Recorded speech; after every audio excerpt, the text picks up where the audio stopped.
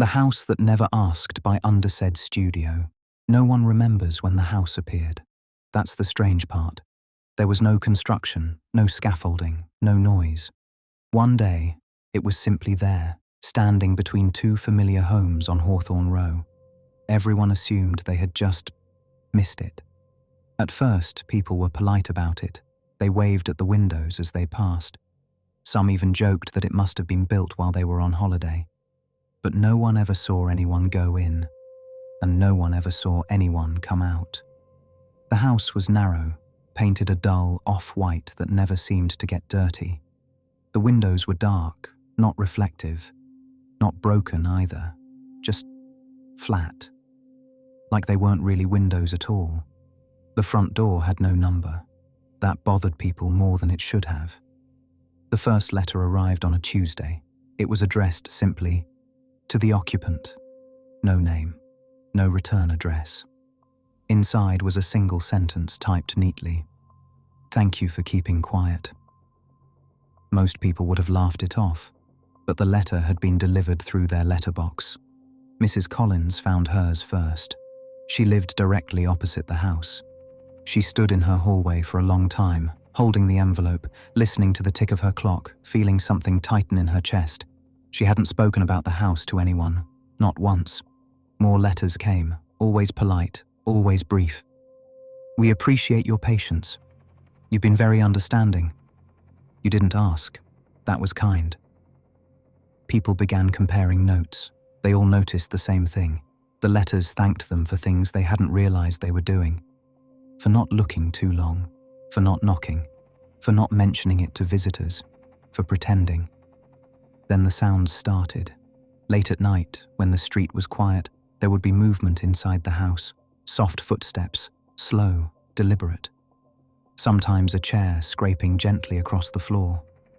Once, someone heard humming, not a tune, just a low, sustained sound, like someone trying to remember a melody they used to know. Lights never came on, but the sounds moved from room to room, as if whatever was inside was learning the layout. One evening, a man named Daniel stopped walking. He had lived on Hawthorne Row for 5 years. He knew the rhythm of the street, the way the air felt at night. This night felt crowded. He realized he was standing directly in front of the house. Up close, it felt wrong. The door was too smooth. The handle was warm. He didn't remember reaching for it, but his fingers were already touching the metal when he noticed something etched faintly into the wood. Not carved, pressed. A sentence.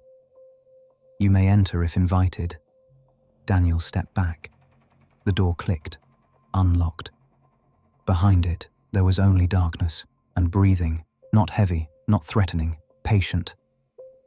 Daniel ran. The next morning his house was empty. No signs of a struggle, no missing belongings, just one letter on the kitchen counter. "Thank you for understanding the invitation." After that, people stopped pretending. They avoided the street. They crossed the road. They kept their curtains closed. But the house didn't like that. Letters began to change. "You've been distant. We miss your attention."